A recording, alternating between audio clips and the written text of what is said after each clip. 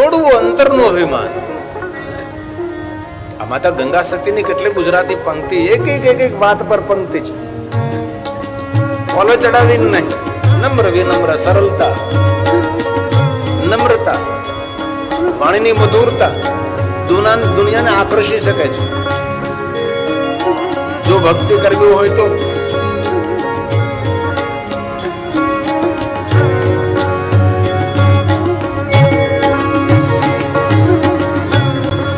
ભક્તિ રે કરવીને રાગ થઈને રેવુને મેલવું અંતરનું અભિમાન. ભગવાનને સામર્થ્ય આપ્યું, દાન સંપત્તિ વૈભવ તાકાત શક્તિ બળ બુદ્ધિ, તો સરળ બની રહી એમાં આપણી શોભા છે. નમ્ર વિનમ્ર બની રહી. અભિમાન તો નરકનું દ્વાર છે, સરળતા તો સ્વર્ગનું દ્વાર છે.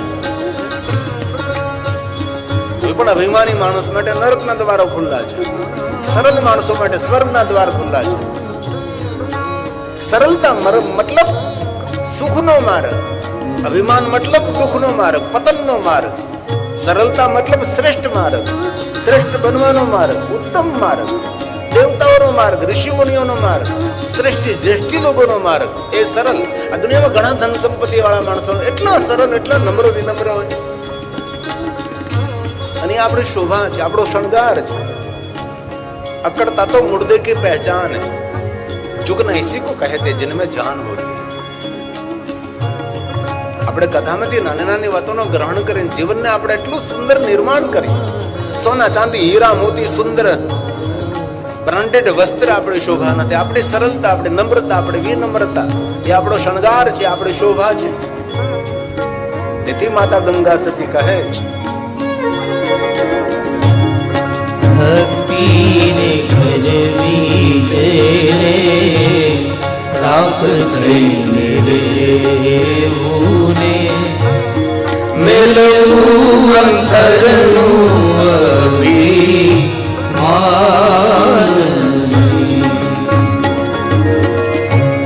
સદગુરુ શરણમાં શીશ નમાવીને, સદગુરુ શરણમાં શીશ નમાવીને કર જોડી લાગો પાય દી. ભક્તિને કરવી રાહ થઈને રેવુને મેલવું અંતરનું અભિમાન. મેલવું અંતરનું અભિમાન. મેલવું અંતરનું અભિમાન. રાખ એટલે સરળ થઈને રહેવું. ગુજરાતીમાં તો કે રાંકો છે, એવું નહીં. નિર્ધન નહીં, દરિદ્ર નહીં, સરળતા. ભગવાન સ્વયં મહાદેવ કહે છે, દેવરાજ તારા માતા પિતાના પુણ્યનો કઈ રીતે હું કઈ રીતે પ્રશંસા કરી શકું? અને તારા માતા પિતાના પુણ્ય ઉદય થયા, તેથી તો અંત સમય શિવાલી તો પહોંચી ગયો, પણ જ્યાં મારી કથા થતી હતી, શિવ મહાપણ ગ્રંથનું અધ્યયન થતું હતું. અને આ શ્લોક સ્વયં મહાદેવ બોલ્યા છે, ધન્ય શિવ મહાપણ સે કથા પરમ પાવન. કયા શ્લોક કોના મુખમાંથી પ્રગટ થયા તેનો પણ બહુ મહિમા હોય છે. કોણ બોલ્યું છે? આ સ્વયં શિવ બોલ્યા છે. એ કથા સાંભળવાનો મહિમા શું છે? આપણે 3 કલાક 4 કલાક 2 કલાક 2.5 કલાક જે સાંભળીએ તે સાંભળવાનો મહિમા શું? એ સ્વયં શિવ કહે છે. સાંભળ દેવરાજ. ધન્ય શિવ પુરાણસ્ય કથા પરમ પાવની યસ્ય શ્રવણ માત્રેણ પાપીયાનપી મુક્તિ પાપીયાનપી મુક્તિ. સૌને મુક્તિ આપનારી ભગવાન શિવની કથા છે. પાપમાંથી મુક્તિ આપે, રોગમાંથી મુક્તિ આપે, બંધનોમાંથી છુટકારો કરાવે, એ શિવ કથા છે. કોઈ આપણે પૂછે કે તમે કથા સાંભળો તો શું મળે, તો મુક્તિ. મુક્તિ એટલે મર્યા પછી કોઈ ગતિ થઈ રહી છે એની વાત નથી. કર્જામાંથી મુક્તિ મળે, પીડામાંથી મુક્તિ મળે, વ્યાધિમાંથી મુક્તિ મળે, બંધનોમાંથી મુક્તિ મળે. મુક્તિ શબ્દનો કોઈ એક અર્થથી નહીં લઈએ આપણે. મુક્તિ શબ્દના અર્થો ભગવાન વિષ્ણુજી શિવ મહાપડ ગ્રંથેન્દ્ર બહુ વિસ્તૃત કર્યા છે. કોઈને રોગમાંથી મુક્તિ મળે, ચિંતામાંથી મુક્તિ મળે, કર્જામાંથી મુક્તિ મળે, ઉદ્વેગમાંથી છુટકારો થાય. કોઈ પણ બંધનમાં પડેલો જીવ છે હંમેશા મુક્ત બને છે. પછી પાપી હોય તો પણ ભલે ને પાપી ન પણ હોય તો પણ ભલે. આ કથા મુક્તિ આપનારી છે. અરે સ્વયં શિવજીએ તો ત્યાં સુધી કહ્યું છે કે કથા સાંભળે નહીં, પણ જ્યાં કથા થતી હોય ત્યાં પોતાનો પગ મૂકે તો પણ એ પરમધામનો અધિકારી બને છે. અહીંયા આવ્યા પછી આપણે સાંભળીએ નહીં, ભલે તમ તારે અહીંયા આવ્યા પછી આપણું ધ્યાન બે ધ્યાન હોય, ચિત્ત ન હોય, આપણે ઝોલા ખાતા હોય, ઊંઘ કરી લઈએ એકાદી, પણ અહીંયા આવવા માત્રનું પુણ્ય છે. કારણ કે જે સ્થાન પર ભગવાનની કથા થતી હોય સ્થાનને મહાસ્થાન, શિવને પદ આપનારું સ્થાન ગણ્યું છે. જે ભૂમિ પર શંકર ભગવાનની કથા થાય છે, ભૂમિ પર અશ્વમેઘ સહસ્ત્રાણી, કોઈ 1000 અશ્વમેધ યજ્ઞ અહીંયા કરીને જે પુણ્ય એકત્ર થાય એ પુણ્ય ભગવાન મહાદેવની કથા જ્યાં કહેવાતી હોય ત્યાં પુણ્ય એકત્ર બને છે. તેથી જ્યાં કથા થતી હોય ત્યાં જઈને કોઈ સાંભળે નહીં, પણ જ્યાં પોતાનો પગ મૂકે તો પણ પરમધામનો અધિકારી છે. આ સ્વયં શિવ બોલ્યા છે, મહાદેવ કહે છે, સદા શિવ મહાસ્થાનમ પરમ ધામ પરમ પદમ. પરમ પદને અધિકારી બને છે અહીંયા આવવા માત્રથી, કથા સ્થળે પહોંચવા માત્રથી. કેટલો મહિમા કથાનો છે. ભગવાન શિવ સ્વયં કહે છે કે દેવરાજ તને શું આપું, તું કઈ માગ મારી પાસેથી. ત્યારે દેવરાજે કહ્યું, ભગવાન એ તો મારા માતા પિતા આપના ભક્ત હતા અને એના પુણ્યના ફલ સ્વરૂપે આપના સાનિધ્યમાં હું પહોંચી ગયો. પણ ભગવાન હવે મારે કોઈ જન્મ નથી લેવો, આપ મુક્તિના દેવ છો, મને મુક્ત કરી દો. અને ભગવાન સ્વયં આ દેવરાજને મુક્ત કરે છે.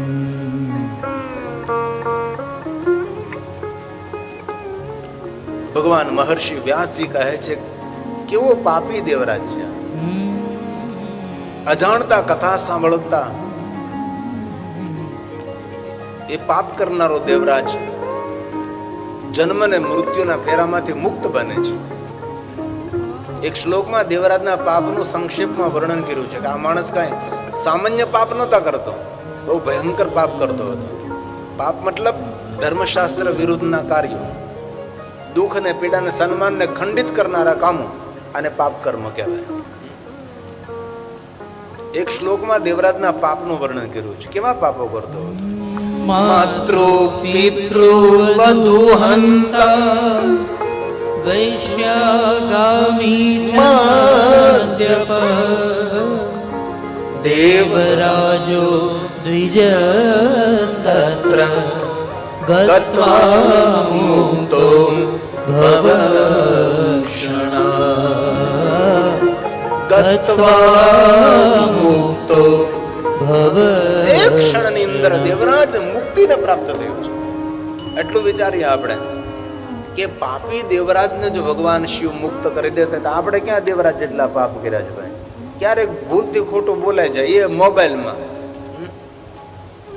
ક્યારેક જૂઠું બોલાઈ જતું હોય, ક્યારેક કોઈ સાથે આમ દંભ થઈ જતો હોય, ક્યારેક કોઈ સાથે થતું હોય, ક્યારેક ઈર્ષા થાય, ક્યારેક ક્રોધ આવી જાય, અદેખાય થાય. બાકી તો ન આપણે મદિરાપાન કરતા હોય, ન આપણે કોઈ માંસાહાર કરતા હોય, ન આપણે કોઈ જુગાર રમતા હોય, હે ને. આવા પાપોથી તો આપણે હજારો યોજન દૂર છીએ ને, દેખાતા પણ નથી દૂર દૂર સુધી આવા દૂષણો તો આપણને. તો આવા પાપી દેવરાજને ભગવાન જો મુક્ત કરતા હોય તો આપણે શા માટે મુક્ત ન કરે ભાઈ? આપણે તો શંકર ભગવાનના દ્વારે જ દ્વાર ખટખટાવી શકીએ કે અમે આવા બધા કામો નથી કર્યા, અમે તો તારી કથાનું શ્રવણ કર્યું છે, અમે તો ગંગા કિનારે નિવાસ કર્યો છે, અમે તો ગંગાના કિનારે બેસીને તારી મહાદેવ તારી કથા સાંભળે છે.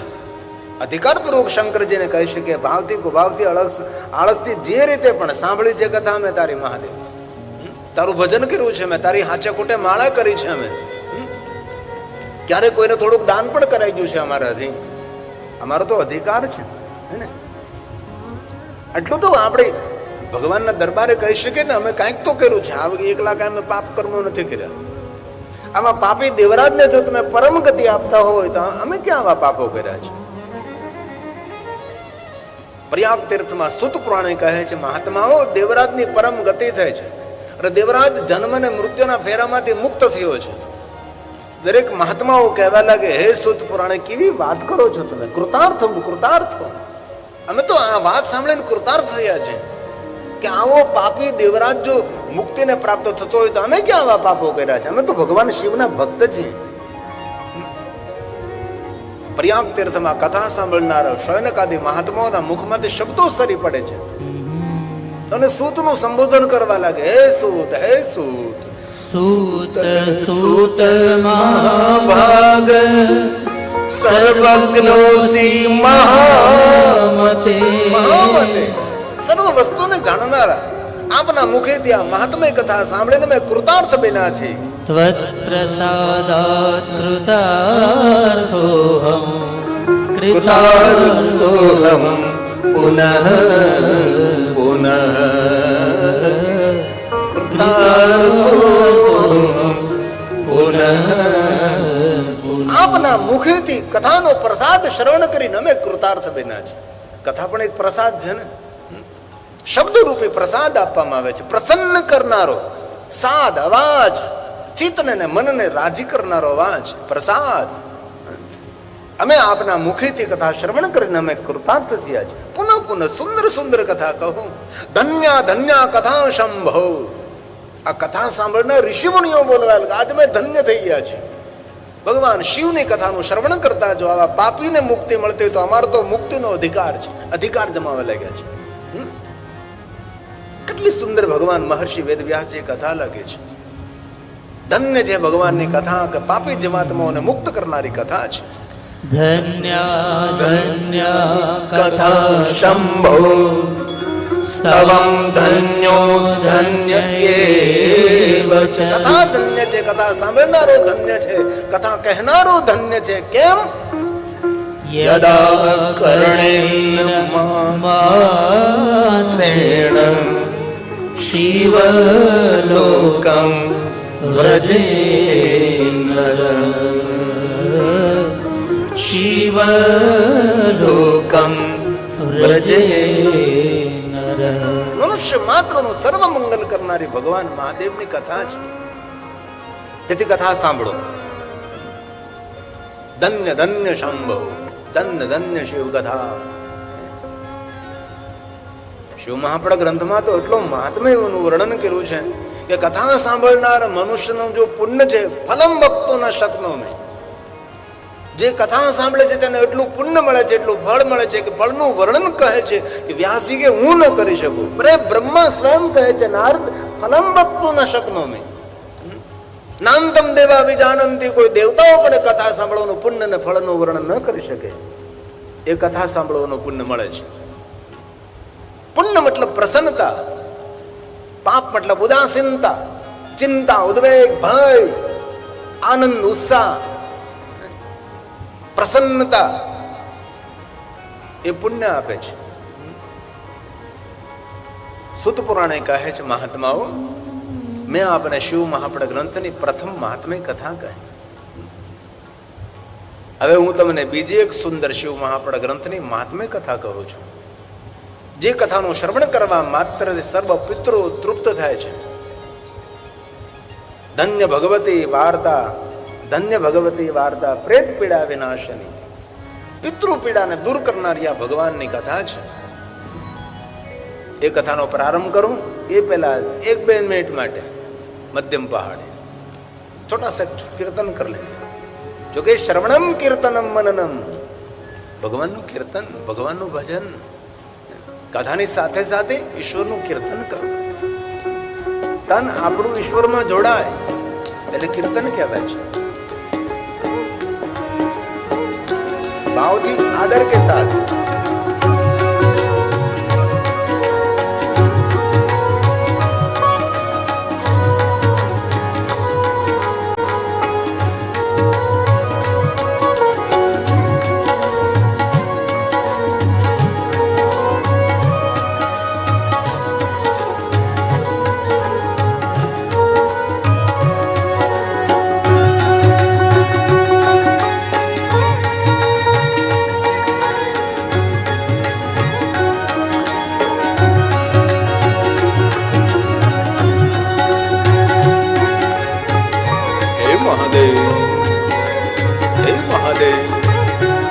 અરે તાલી તો મહાદેવ ને વાહલી.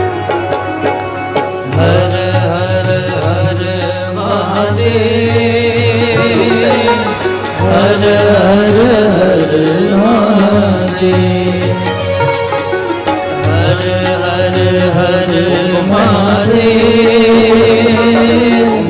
હર હર હર મહાદેવ,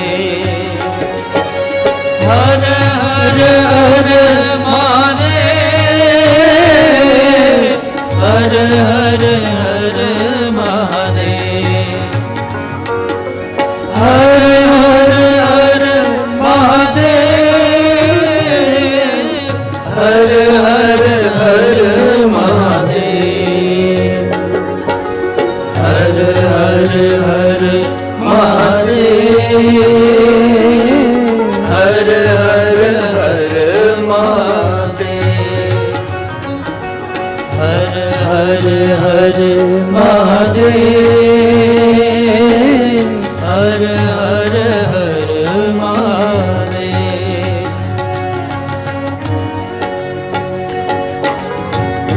હે મહાદેવ, હે મહાદેવ. સાગર ચોખ્ખું નથી વગડતો, અહીં તો આવીને સાંભળે ને ખબર પડે છે.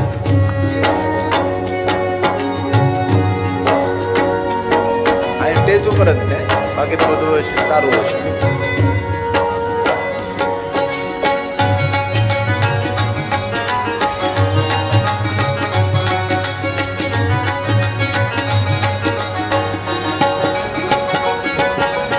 હર હર હર મહાદેવ, હર હર હર મહાદેવ, હર હર હર મહાદેવ, હર હર હર મહાદેવ, મહાદેવ, મહાદેવ, મહાદેવ,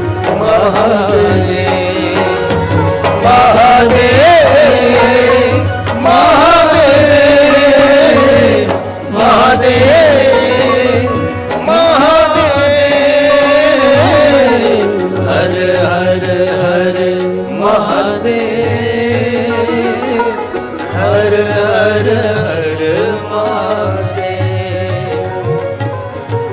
હર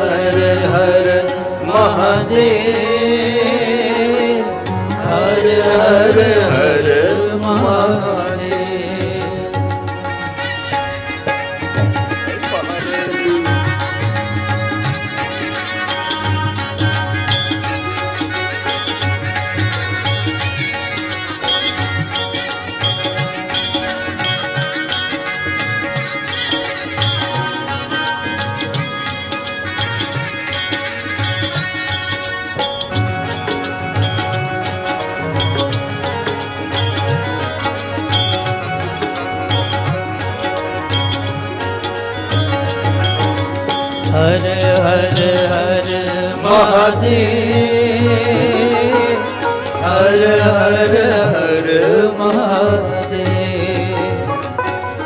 હર હર હર મહાદેવ, હર હર હર મહાદેવ, મહાદેવ, બોલે બોલે મહાદેવ, મહાદેવ,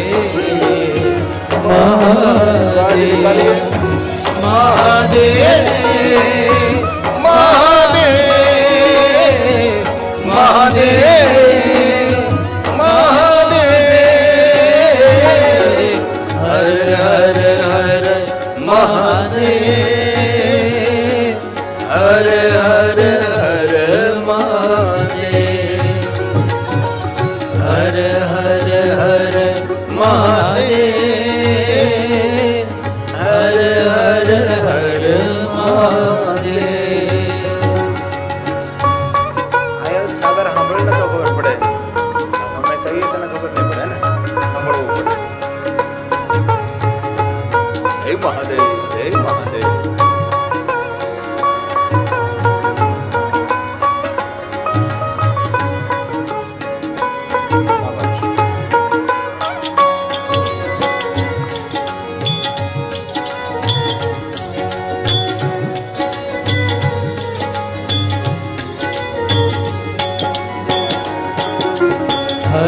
હર હર મહાદેવ હર હર હર મહાદેવ હર હર હર મહાદેવ હર હર હર મહાદેવ મહાદેવ મહાદેવ મહાદેવ મહાદેવ મહાદેવ મહાદેવ મહાદેવ હર હર હર મહાદેવ હર હર હર મહાદેવ હર હર હર મહાદેવ હર હર હર મહાદેવ હર હર હર મહાદેવ હર હર હર મહાદેવ સમુદ્ર નિકટે દેશો ગ્રામો બાષ્કલ સંગનકા. સમુદ્ર કિનારે એક દેશ હતો. એ દેશની અંદર એક ગામનું નામ બાષ્કલ. વસંતી અત્ર પાપિષ્ઠા. એ ગામની અંદર કેવા લોકો નિવાસ કરતા હતા? વેદ ધર્મો જતા જના. વેદ ધર્મ સે વિમુખ જીવન જીવનારા માણસો હતા.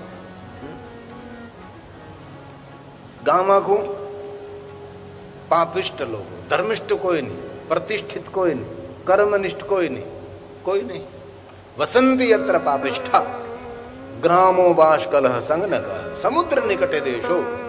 આવું એક ગામ હતું. એ ગામની અંદર બિદુંગ નામનો એક બ્રાહ્મણ, તેમની પત્ની ચંચુલાજી. ચંચુલા મન જેનું ચંચલ રહે છે, કોઈ જગ્યાએ મન સ્થિર નથી. બિદુંગ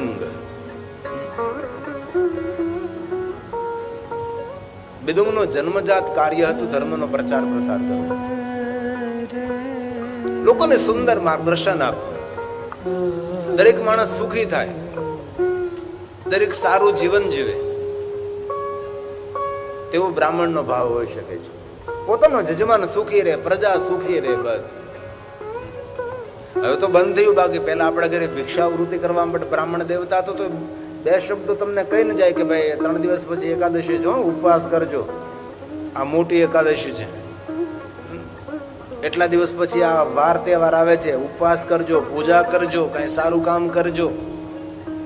સુંદર માર્ગદર્શન આપતા હતા. ઘરે ઘરે ભિક્ષાવૃત્તિ કરવા નહીં, પણ ઘરે ઘરે લોકોને માર્ગદર્શન કરવા જતા હતા. ભિક્ષાવૃત્તિના બહાને જતા હતા, લોકોને સારું માર્ગદર્શન મળે. બિદુંગ નામનો બ્રાહ્મણ કોઈને માર્ગદર્શન આપવાનું કાર્ય કરી શક્યો નથી. મને પોતે પણ માર્ગ ભૂલી ગયો છે. તેના માટે પણ ભગવાન વ્યાસે એવું લખ્યું છે, બહુ પાપ કર્મો કર્યા છે. એટલા બધા પાપોનું વર્ણન કર્યું છે ને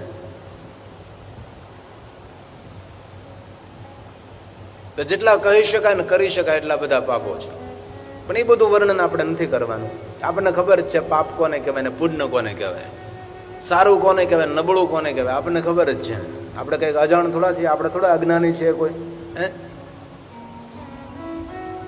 પશુ કરતા ભયંકર જીવન જીવનારા માણસો, આહાર નિંદ્રા ભય મેથુના નહીં, સામાન્ય મેં તત પશુ બેનારા, આવા માણસો હોય. પશુ કરતા નીચું જીવન જીવનારા માણસો હોય છે. પશુ સાથે માણસને સરખાવવું હોય તો પશુનું અપમાન છે. કોઈ પશુ તમાકુ નથી ખાતા, કોઈ પશુ બીડી નથી પીતા, કોઈ પશુ શરાબ ના પીવે.